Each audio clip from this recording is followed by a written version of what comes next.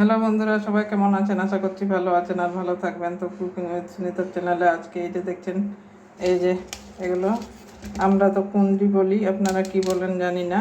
তো এগুলোই এইভাবে কেটে নিয়েছি, এবারে ভাজবো। কেটে ধুয়ে নিয়েছি আর কি। এবারে কড়াইয়ে তেল ঢেলে দিচ্ছি। তেল গরম হয়ে গেছে, এই যে কাঁচা লঙ্কা আর পেঁয়াজ কেটেছি, এটা দিয়ে দিচ্ছি।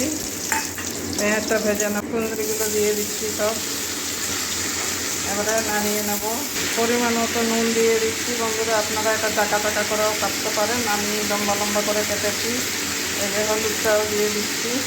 এবারে নুন হলুদের সঙ্গে ভালো করে মিশিয়ে ঢাকা দিয়ে দেবো।